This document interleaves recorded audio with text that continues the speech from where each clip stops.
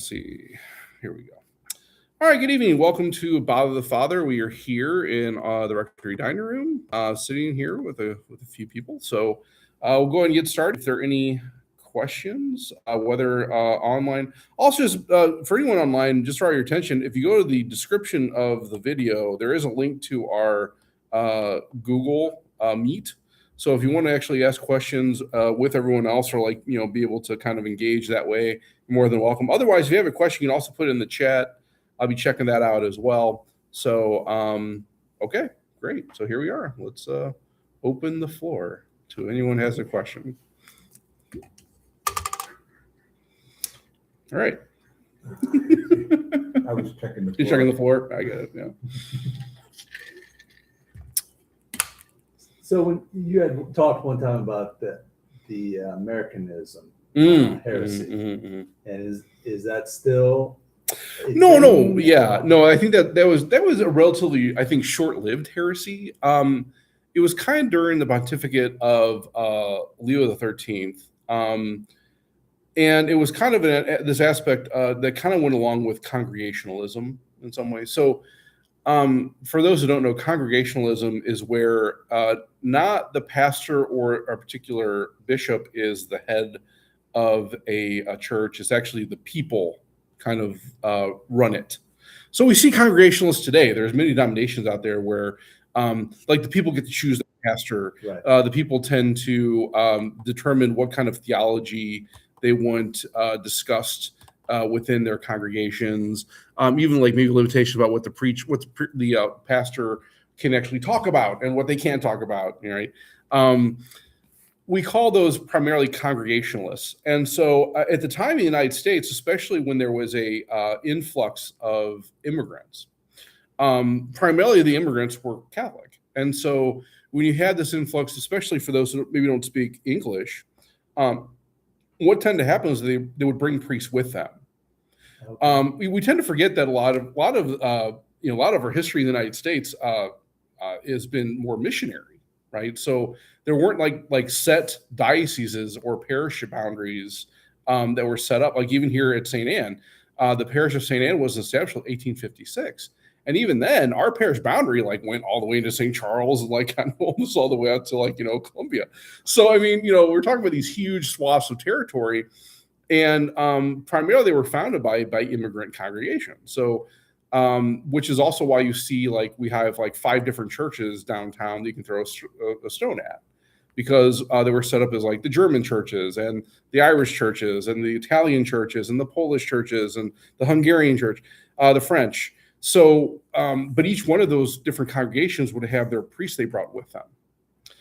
And so what Americanism at the heart of it was this aspect of, okay, well, we have this kind of new country that has been, and again, it shows how much the church kind of keeps up on current events, because the Americanism heresy was kind of more in the 19th century, even though the United States was established in the 18th century.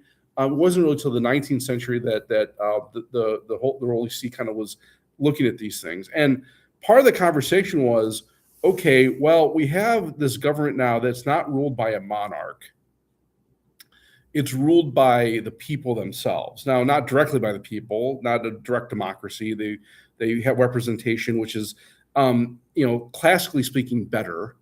If you look at the ancient Greeks, when they were talking about democracy, people like Plato and Aristotle would kind of argue that pure democracy is not necessarily good because it becomes mob rule. And can the mob be wrong? Well, of course the mob can be wrong, right? Morally speaking. What Americanism at heart was a kind of aspect of, okay, well, do the people get to choose what is actually right and wrong? So, especially when you're talking about in the 19th century, this development of technology, you're coming into the Industrial Revolution. You have these different aspects of okay, well, what does it mean to have what is the good in work? What is the purpose of labor? Can we just vote and determine what is good about that? And is that moral then? Even things like contraception and these other aspects, right? So Americanism at the heart of it was, how do we determine, or really kind of arguing against the mob rule? And in philosophy and logic, you would talk about the pro populum heresy. I'm sorry, fallacy, the pro populum fallacy. Have you ever heard of that No. term? Okay. So the pro populum fallacy, it dictates that whatever is popular is therefore correct, right? And the reason that's a fallacy is because, well, not everything that's popular is actually correct. Right. You know, I mean, if you look at in the United States now, a majority of the people in the United States would say that maybe in some form things like abortion would be okay, right? Well, okay, we vote laws in to say that, you know, that allows abortion even up to certain extents, but that doesn't mean it's still correct. It's still moral. It's still even intellectually right. Mm-hmm. And so that's kind of what Americanism was about. It was like, okay, well, now we as a people, we're not ruled by a monarch, or even sometimes have connection with a particular bishop or, you know, a priest.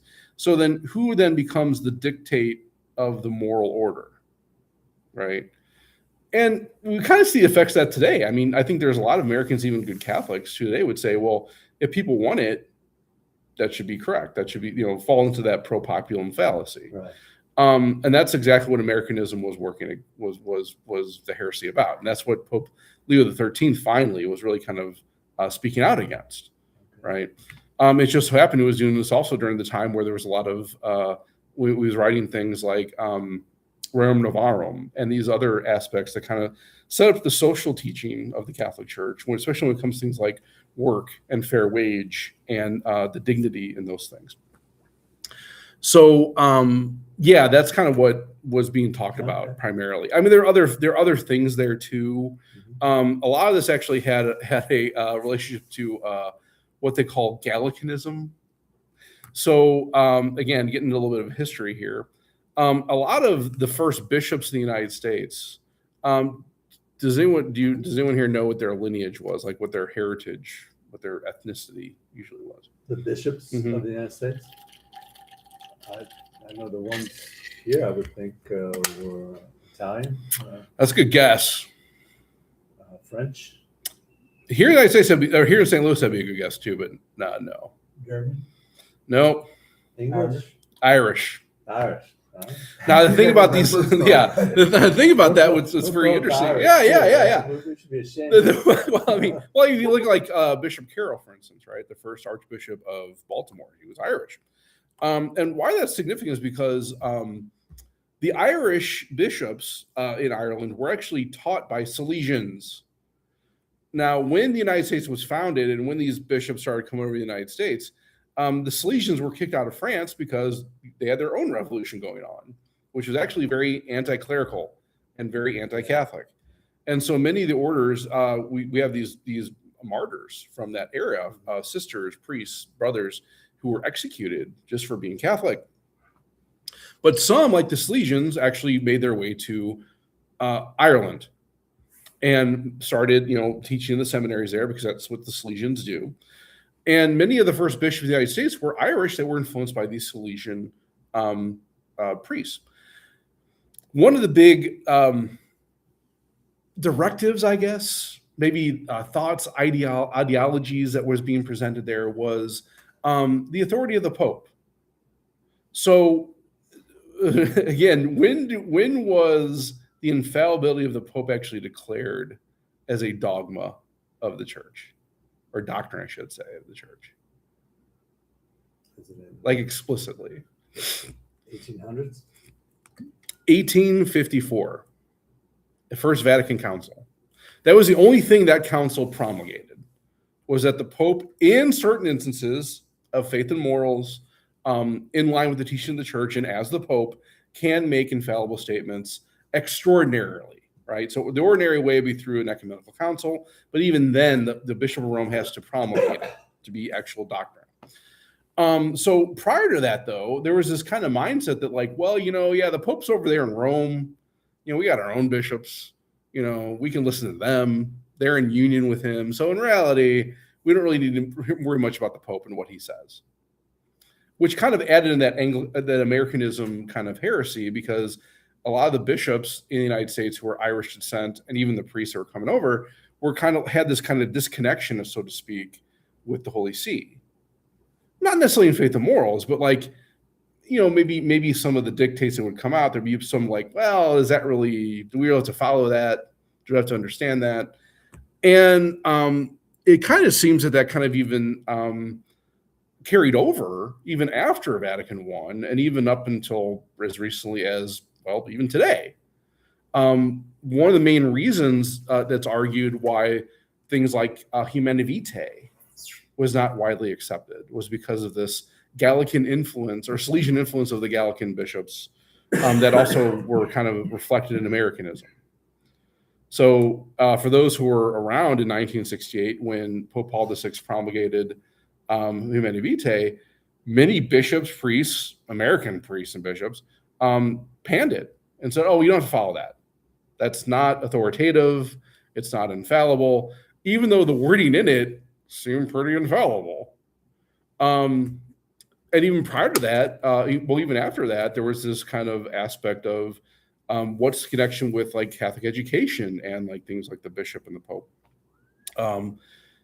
There was a conference called the Land O'Lakes Conference that happened back in 1969, where many of the bishops, priests, heads of these universities got together and started to debate, have kind of their own council in some ways about the future of Catholic education.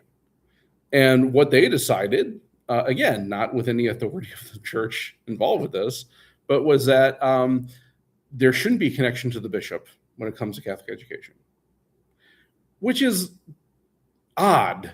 Yeah. When you're talking about Catholic education. Why have it be Catholic then? Right. Yeah. Because if the Catholicity of a school is derived from the fact that the bishop is overseeing it, and when you detract from, or you deter from that, or separate yourself from that, you lose that identity. Right. Yeah. So that one would argue that's kind of the fruit of Americanism. Yeah. That was still kind of prominent. Yeah. Right. That's one thing I was wondering this today, because I know I was coming here tonight, but I was wondering, if you were in a business setting today, probably no matter what size business you are, there are going to be certain metrics, and you're going to have to track them. Sure. And I would be very curious to know the number of, and people would say, well, this is impossible to track, and I would say, no, it's not. Nothing's impossible to track, especially in this day. Oh yeah. But it's like the number of graduates of Catholic high schools that, and Catholic universities, X number of years down the road, how many of their alumni are practicing the faith? And if the answer is 10% or 12%, it's like, how do you not look yourself in the mirror and say, we are an epic failure at what we're supposed to be doing? I know they already have that data, actually. That is out there. I mean, actually, I could maybe even look it up now. But the question was like,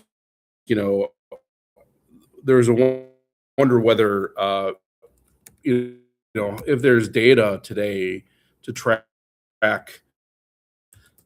people that go to universities, you probably have to determine, were you Catholic coming in or not? Yeah. Right. Yeah. And some is that the faith that right. you claim to be? Remain Catholic. How many Catholics remain Catholic after college or university? And this is AI generated. So it says it varies, but research indicates a significant dip in practice during young adulthood, with high retention rates only for those who attend specifically Catholic institutions. Now that's interesting. So retention in Catholic universities, approximately 88% of Catholic students who attend a Catholic college or university remain Catholic. Now I think that's rather high. That seems rather high. That would amaze me. Yeah. And I would applaud that. Right. I would say, again, this is AI, so without digging into it further, now the question there is, how do they define Catholic universities? So there are universities out there today that don't follow the Land O'Lakes doctrine. Yeah, like the Um, Newman Guide. Yeah, the Newman Guide, like so, like Franciscan University Yeah. is a very, very, very Catholic university. That where a lot of people that come in, they remain Catholic, even more Catholic Oh, maybe yeah. than when they leave. Yeah, University of Dallas. The University of Dallas, Ave Regina. So I mean, they're Benedictine is another. Yeah. So a lot of those Catholic universities that you would say those are Catholic. Mhm. Here you would say, well, do you include things like, let's say, St. Louis University? Mhm. Do you include like things like Boston College, Yeah. Georgetown? Yeah. These universities that signed on to those. Right. That may be an interesting question. Yeah. Because 88%, it may take that into effect, and maybe that's taking effect. You know, you have more Catholics that go into these other universities that remain, and they're not really looking at.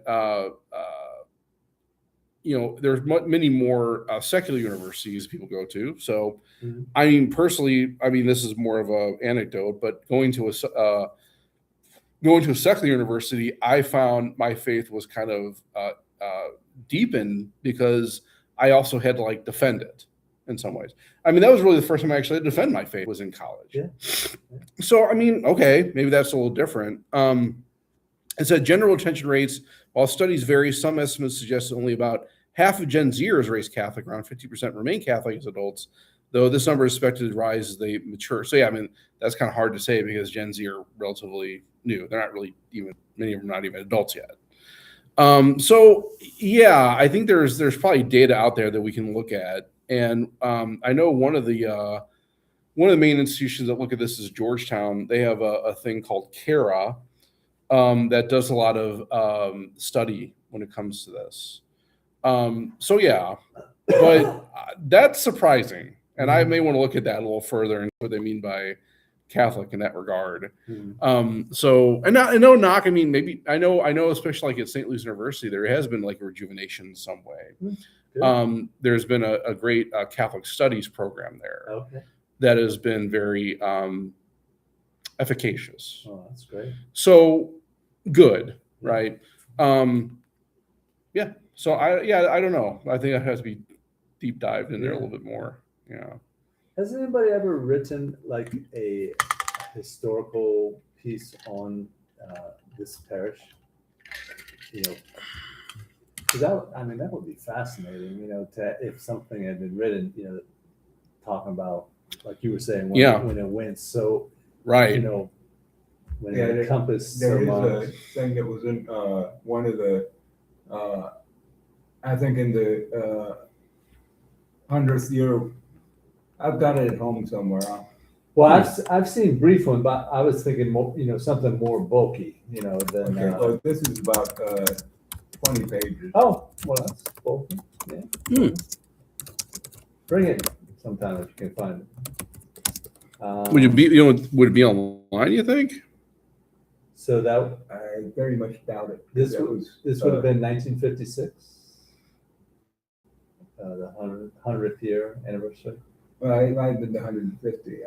Oh, because I was, yeah, I remember the 150. I mean, most stuff I know is from our about page. So I mean, we have an about page. So we have a history of St. Anne on our website, and it's probably, let's see, 3, 5, 6. There's a history of the parish and the school, as well as the Early Child Development Center. It's about 10 paragraphs, 11 paragraphs. So that's pretty significant. I'm not sure if this is up to date. 360. Yeah, it's not too bad. It's from 2010. Probably needs to be updated a little bit, but yeah. Otherwise, I mean, just looking online. Oh, there's a St. Louis patina. Those are in 2025. What this is? That's interesting. It's a little blurb. Huh. When we did this, got some pictures in it. It's kind of neat. It's more of a photo thing, but And where did you find that? I just found out it's on stlouispatina.com. So that's interesting. I don't know. Not sure who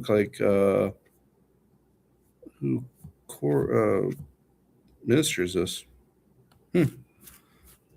This had pictures of Father Aline and Monsignor Sprinky. Oh, yeah. Hmm. But I mean, we go back a lot farther than that. I mean, Yeah, but this had the information on what parishes came out of St. Anne's. nice. And- Yeah, as a matter of fact, our principal Jacob Reft had something too with that. It was more looking at the schools, but it did show like the different parish boundaries from like the very beginning Mhm. all the way up to currently, after all things new, which was I thought pretty fascinating. Yeah. Dad's family moved out of St. Anne's Parish. They moved the border to where it was the other side, a block the other side of where they lived. Uh-huh. Grandma didn't allow that. She said, we're staying in this parish. This is our parish. Nice. And what's ironic is if they had moved, they'd have been in my mom's parish, Notre Dame. Well, this one is called. Rome of the West has a little blurb on it too. It's like it's a separate parts. Well, have you ever been? I'm sure you've been to Merrimack Community College. Yeah. So they have a brass plaque in the middle of that college because I think that was a resurrectionist seminary at one time, and it tells the story of that. Yeah. And it's like for like the Sisters of the Good Shepherd, there's nothing to mark that they were ever here. Yeah. You look at the Sisters of Charity over at the South Campus of, I think that was South Campus of Umbro. Yeah. Yeah. There's probably nothing to mark that, once they tear that down. It's sad that, there's just no, no sense of that is true. What is rather fascinating. I mean, I didn't realize this until I moved up here and started looking into it too, like how many different orders were like up here. Yeah. I mean, even the Jesuits had a seminary not too far. I mean, Florissant. Yeah. So like it was, yeah. And I mean, they had a huge piece of ground up there too. Mhm. And that seminary, they sold that. Yeah. To, I think, a Christian college. Mhm. Now it's got broken windows. Yeah. It's abandoned. Yeah. I mean, it's sad to see it. It's like, man. Yeah. I mean, who can take over a place? Right. I mean, that's kind of the question now Yeah. with a lot of people too. I mean, it's like you almost have to dismantle. Well, I mean, it's interesting. Yeah. Speaking of that, it's funny because like, last Sunday we had our first Holy Communion for our second graders, and Father Al Bodeker was here, because his grandson was receiving First Communion, and so where is he? He's the associate pastor at St. Mark and Martin de Tours in Lime. Okay. So I jokingly called it the Diocese of Lime because it's just it's a huge area. But it's like it's similar to like Christ the King. It's like 5 different churches that were consolidated into 2 parishes, and he was supposed to be only one parish, but Martin de Tours won their overturn from Rome. So 2 parishes, 5 churches, and just now, so on our last Presbyteral Council, so the way, for those who don't know, when you relegate a church, meaning you reduce it to what they call profane but not sordid use, meaning normal use but nothing that's like immoral, right? So in other words, I can't if God forbid we would reduce St. Anne, or let's say Presentation, that's actually better, because if we reduce Presentation to a not a church anymore, that's basically what the process does. We can't sell it to something like a pornographer, or there may be a question about like a dispensary, right? I mean, these things are not considered to be the most moral things, right? The good things, virtuous things. So you could do like normal things, like maybe office space or a medical clinic or something like that. Right now, we're talking about maybe with Catholic Charities coming in to use it as a senior care facility. Awesome. We're not planning to relegate because the chapel will still be there, the church will still be there. That's the idea, but that's kind of what the process does. What happens to initiate that is you go to the Archbishop and you say, Archbishop, we have these problems, we have these factors that we can't keep this church going. whether it be economic factors, primarily even like spiritual factors, like, hey, it's so close to this other church, it'll just be, it's a problem, right? Maybe at the time when it was developed, it was a need for it. Today, there's not really a need for it. We don't really even see a need for it in the future. So for these reasons, we are asking you to relegate it. So St. Mark has started that process, and they've asked to relegate, and it was approved, as you probably saw in the St. Louis Review. 2 churches there in their parish. St. Matthias, which was his own parish. I mean, it was established as a parish. It was built as a church. And St. Bernadette, which actually was an old movie theater, actually on Jefferson Barracks property. So now the St. Bernadette one is like, well, that was originally a movie theater. That seems like that should be pretty easy to take care of. St. Matthias, well, that was his own parish for a while. It was kind of built as a church. It wasn't like it was a building doing something else and was, turned into a church. It always was. They had their school there. They had a convent. They had a rectory there. If you've ever been down there, it's actually a very sprawling campus. Okay, well, apparently they're getting some pushback and appeals are being made. And that's where it starts to get complicated here because what we've seen after All Things New is things that traditionally were not looked at by what they call the Roman Rota, which is the basic Supreme Court of the Catholic Church. They're starting to look at. So it used to be that if there was a appeal made, what the Holy See looked at was there a process, and was that process followed? And if the answer to that is yes and yes, there's no appeal. We're done here, right? We're good. The fact they've overturned the Archbishop's decision in certain instances here after All Things New with just the parish boundaries indicates they're not looking at that anymore, which is causing some concern, right? So people were asking me, why don't they relegate presentation right away? This is why, because to relegate the church, not only are you asking the Archbishop, it's also very prudent and wise to make it as airtight as possible so that even the Roman Rota can't come back and say, oh yeah, you have a factor here you need to look at, you didn't. And that's why it's so elusive, because you don't necessarily know what they're going to look at, right? They've given some factors like financial, but it can't be just financial. It's got to be things like, will it negatively impact the spiritual welfare of the people? That's a very hard question to answer because, I mean, on the surface, well, yeah, you're closing the church that people have had some attachment to for, at this point, 100 years. And there's people that had baptisms there in recent memory, have had funerals there, have had, whatever. So, yeah, that can be very impactful spiritually. Plus, it's maybe not as convenient for people to come and pray there, right? Especially like a place like St. Matthias and Bernadette. Well, where's the closest church? Well, it's maybe a little bit farther away. So, all right. So it's funny talking to him about that because he's saying, yeah, we're starting to get some pushback on that. It's like, So yeah, we have all these buildings. And I think the same thing probably happened back at the time where there was a great change up in North County. But the difference is the process there was different. You didn't necessarily have to, I don't want to say jump through hoops, but look at all these different factors before you would relegate a building, whether it be a convent, a chapel, a church, whatever it was. And then the question is, what do you do with them? Like, who do you sell them to? And it looks like a lot of that was sold to maybe different schools, universities, other institutions, fine. But that can also be a very difficult process to go through. So, yeah, it's not easy. It's not easy. I don't envy any of my brothers who are going through it, and I hope that I don't have to. So, yeah.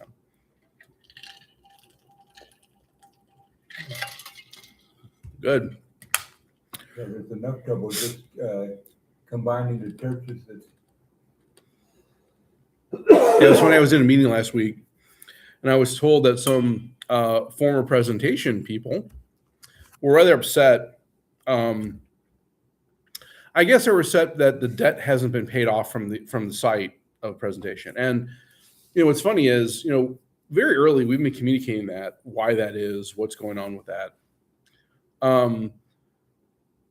And I think I remember saying this to the person I was talking to. I said, that sounds a lot like COPE, because these are people that are not coming here to St. Anne, right? They were part of the presentation. They're going elsewhere or not going at all or doing something else. And I told this person, I said, well, if you communicate to them, if they really want to know, they can come talk to me. They can become part of the parish and learn more, and you maybe direct what could happen there. Because the fact of the matter is, because of the assets of presentation, yeah, you could pay off the debt now. We could. The problem with that, though, is that also diminishes from our current cash source. So this is debt that's not affecting anybody. It's not actually like it's not like paid to like a bank. Yeah, right. Right, exactly. These are things like that are just kind of, were from what they call the Cathedraticum. For so many years it wasn't paid. And that's one of the factors that led to the closure of the parish, unfortunately. The problem would be okay, let's say we go through this process again in 25, 30 years. Well, now that debt is on St. Anne's books. And so would that be a factor to say relegate or to combine St. Anne? It could. So it would behoove the PAVME to try to get that paid off as much as possible. Now, the way we're looking at that is by making a deal with Catholic Charities to not only provide cash to pay that off and then put us in a better financial situation, but also to keep using the church. So it'd be great if that would happen.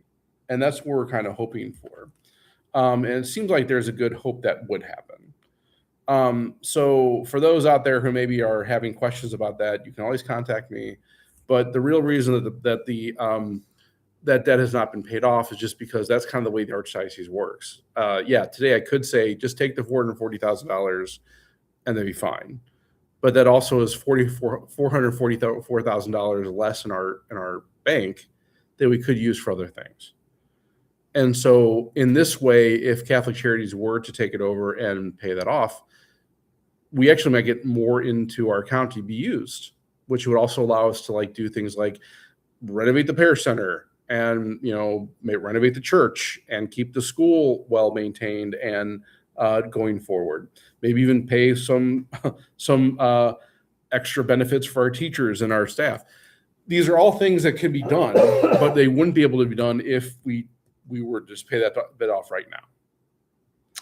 So there are good reasons, and I think those are logical. Maybe people have other opinions. That's fine. I'm open to hear them. If they make better sense, let's talk about them. But so far, that's where we're at.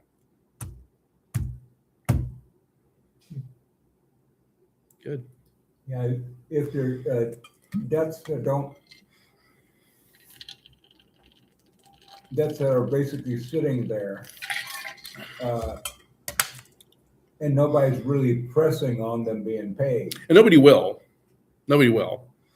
Nobody's going to be knocking on our door saying, pay this debt back. Now, but if and when there's another consolidation process, that would be a factor. Now, I don't anticipate that happening for another, hopefully a few decades. But also, I'd rather pay it off than not. Right? So, yeah. At this point, you also have the ongoing cost of keeping up presentation. Yeah, no, sure. I mean, so again, these are all double-edged swords, right? And so that's why hopefully this deal will go through, because not only does that also put more revenue into our use, it also takes away those costs, which is great, and also uses the site for good things and keeps the church going. So I'm good with that. Have they said when they are thinking about making a decision on that? No, right now we're meeting. So there's a consultant that's been appointed from Catholic Charities to talk with us. We're setting a meeting with the people that need to be involved with that to kind of hammer that out. Okay. My understanding is right now, I've been in contact with the coordinator. He said, yeah, we're setting it up. Okay, great. My understanding is they are working on another project right now that's taking up a lot of time. So I imagine once that's kind of settled, we should be in Okay. business. Yeah. Good. Yeah. I mean, because I think the only solution we have if that doesn't happen is to relegate the church and sell it, Hmm. which I would not want to do. But if we have to do it, we have to do it. I think we'd be in more trouble if we weren't running the hall at this point. I mean, the presentation, the renter. Yeah, Eric has been great. He's been a great benefit for us using the site, rented it out. Yeah, it's been good. I mean, we're still on the hook for like maintenance things, that kind of stuff. But I mean, that's, thank God so far, few and far between. So yeah, no, it's good to have people to use the site, use the those things, right? Yeah. How did they so that church was built in 1910? The parish goes back to 1915. I think the church was built in 47. Oh, Yeah. wow. I didn't know that. Okay, it's younger than I Yeah, the thought. first church we actually is in the school basement. Oh, okay. And then once the church was built in 47, they moved, or 45, somewhere in that area. So when they would have done that in that era, how did they get that money to build a church of that magnitude? Well, Or any church? I mean, how did they do that? I think, well, I mean, here's the thing, right? If you look at St. Louis's population, that was kind of peak in that time for St. Louis population. I mean, when you think about it, within the city of St. Louis, there were about almost 1 million people In the city. in the city, but Yeah, then, but I also mean, I that don't think spread.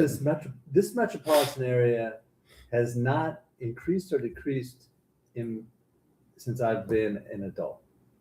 It stays at about 2.5 million. They might. There's move been out more of the sprawl. city, Yeah. yeah. But I Yeah, mean, it's like I don't see us.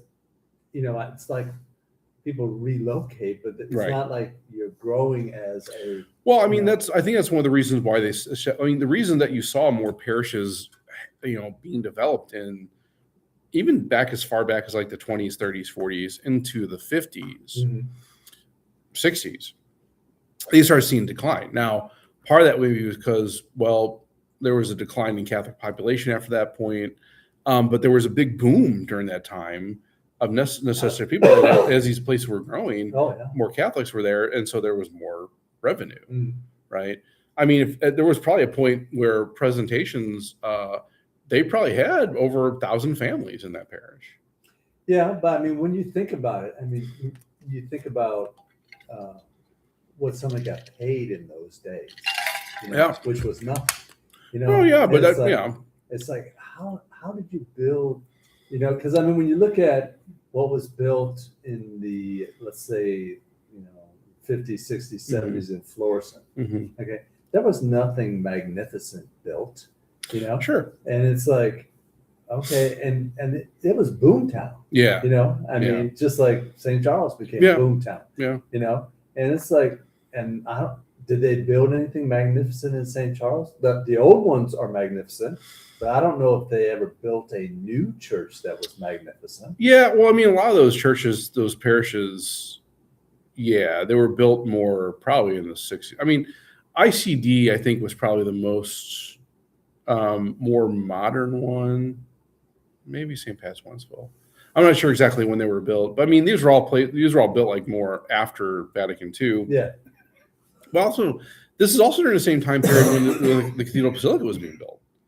Yeah. I mean, in some way, yeah, I guess you could say also too, like, even though people weren't making it, but then also your dollar went a much longer way back then. Right. You're talking about, post World War II, there was a great economic boom after that too. So I mean, even though there were also more people, you had baby boom that came out of that too. So yeah, I mean, I think also too, the cost of things probably weren't as high as they are today either. Yeah. It's impressive. Yeah. I mean, when you look at what they built once upon a time, it's Yeah. like, my goodness. I mean, yeah. I mean, put that in perspective. If you wanted to build something similar to, let's say, Our Lady, or like, let's say, even something like Sacred Heart. Yeah, you're talking about tens of millions of dollars. Oh yeah. Easily. right? Yeah. So sure. Joe? A lot of it too was, I know from talking to my granddad that in the country churches, a lot of it was participation. That, Mhm. I mean, maybe not so much the actual building, Right. but they get all the fish fries, all the bingos, all that, Mhm. and I mean, Or also, you probably also had parishioners doing a lot of the work. I mean, Yeah. I saw a documentary on St. Ambrose on the Hill. Mhm. And, when that church was built, it was basically their parishioners that were building it. Nice. I mean, so they were doing all this stuff. Stone Yeah, makes right, yeah, sense. exactly. So it's like, all right, yeah. Yeah. When you're getting labor for a song or Yeah. for volunteer, the Yeah. material, okay, well, yeah, maybe. that's sort of what I was Yeah. referring to. Yeah. That makes a lot of sense. Yeah, but even that, but everything also, all the fundraiser, you do a lot of fundraising, everything would go towards that too.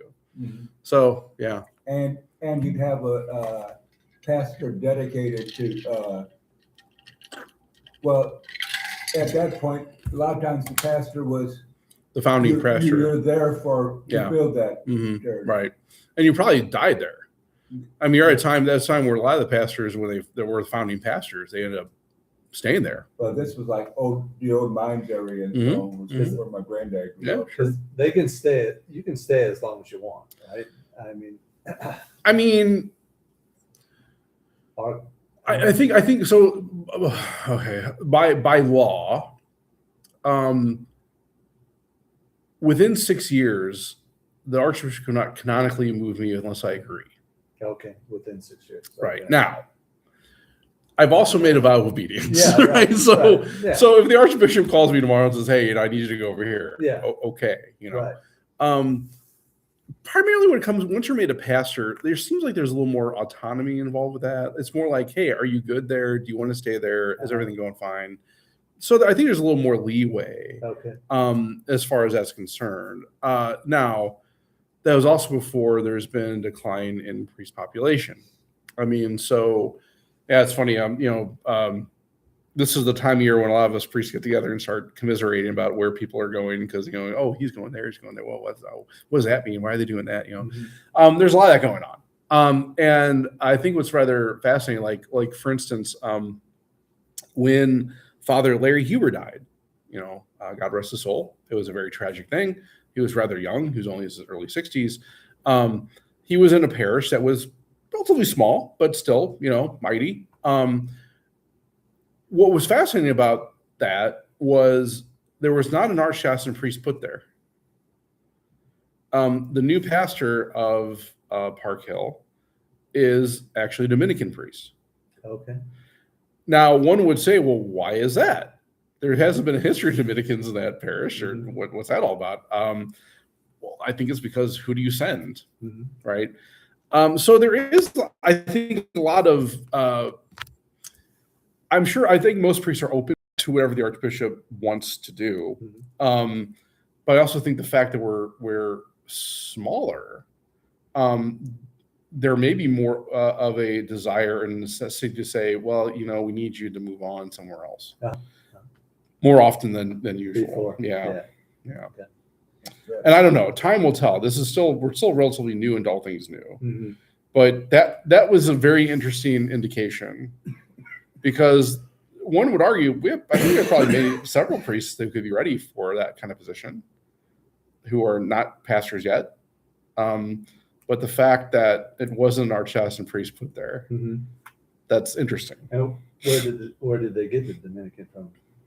I imagine the House of Study over there on Louisiana. Okay. So I'm not sure how that's going to work either, because I mean, with orders, usually there has to be some kind of community, and I don't know, maybe they have a prior out there somewhere. I don't really know. When it comes to religious orders, the archdiocesan priests and the religious don't really interact all that Okay. often. So Yeah. I mean, you kind of know in general where things are. Like, Right. I know where the Dominicans on Louisiana Avenue down by SLU. Okay. They have a priory there. Okay. The Benedictines are out about St. Anselm. Right. The Franciscans are St. Anthony of Padua, but they also have some retreat centers. I mean, so you kind of know in general where everyone is. Right. But could be things like, oh, I don't know, I didn't know they had that thing there, right? Oh. Like even when I came up here, I was like, oh, I didn't realize they had all these orders here. Okay. So I don't know. It's like, well, I said, when you join an order, there's a particular reason why you're joining that, and part of the charism of the order is like community. Mhm. And so I don't know, maybe they're planning to put the pastor there with a couple of their Dominicans to Right. maintain that community. Or I maybe don't know. Couldn't he live back at his community? Well, it's interesting because like before I was assigned to my first assignment at St. Gabriel, my predecessor there actually was a Dominican priest. And what he would do is he would come every morning, travel to St. Gabriel, and then go back to his prior every night. Okay. So he would spend the night in the prior. Uh-huh. He would not spend the night at St. Gabriel Right. because of that community aspect. Right. I don't know. I mean, he was doing that. Yeah. It seemed like maybe that should be something that they do here, unless they establish that community. I mean, again, if they turn that into a Dominican parish, the rectory primarily becomes a priory at that point, Okay. right? So maybe you put them down there with two or three other Dominicans. Okay. I haven't heard anything about that, Okay. right? So I don't know. I just think it's interesting. Right. You know, I mean, even after all things new, we actually have more parishes run by orders now, or more churches run by orders than we did before. Primarily Vincentians, but also, Vincentians kind of mopped up downtown. Okay. So yeah, I don't know. But yeah, Do they have a house somewhere? well, they have always run St. Vincent de Paul downtown, because they also have a soup kitchen down there. Okay. But since all things new, they've now taken over, or they're now running St. Peter and Paul until, well, they'll take that over when Father Foreman retires, who's the pastor there. Okay. I believe they've taken over, or they're down at St. Pius V on South Grand. Mm-hmm. That might be it. Okay. But still, again, a rather huge territory. Not many Catholics, because downtown just doesn't have many people, Yeah. but especially not many Catholics in general. Do they have any churches right in downtown anymore? There used Well, the old cathedral. No, but besides that, there were a couple. Oh, well, back well, in the 80s. And well, I mean, so you still have, so all these churches are still churches, meaning they're active in some way. Okay. So you have to, if the church is not relegated, you have to actually they have to celebrate Mass at least once a month. That's Mhm. what the law dictates, right? Okay. So like Our Lady Queen of Victories, that's still a church. That's down there right next to the old cathedral.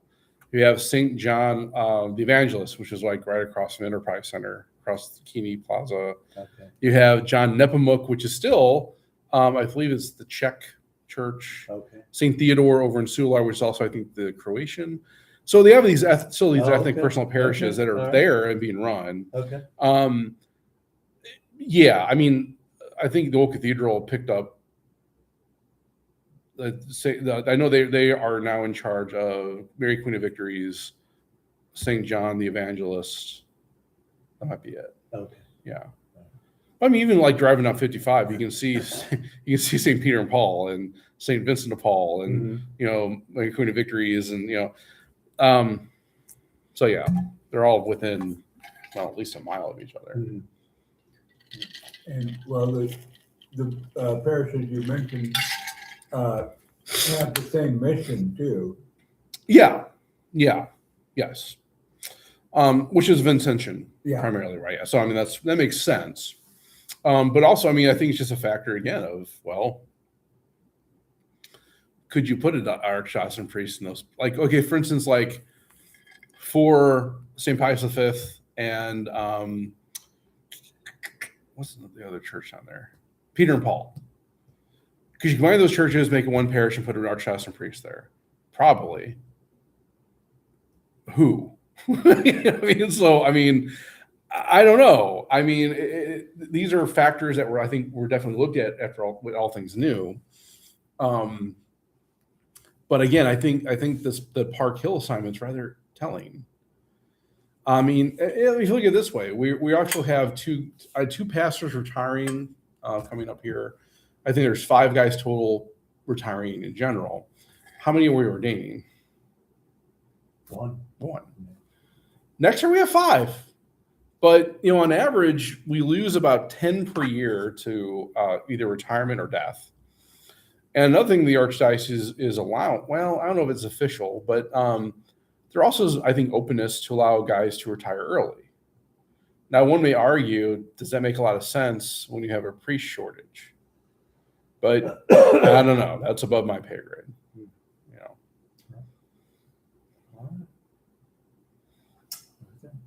I think that is one of the other issues why they'd be moving priests around is the age. After a certain point, a person can't handle as big of an area as they might be handling now. Sure. I mean, yeah, I don't know. I mean, all the parishes are bigger now too. I mean, even our parish boundary, it's kind of amazing how long it is. I mean, we go to the city border all the way out basically the airport. Pretty long area. Mm-hmm. I mean, not very wide, but still pretty. And I mean, even then, there's parts of our boundary goes on to Page Avenue, and then all the way over across 70. So it's kind of, yeah. I mean, it's a big swath.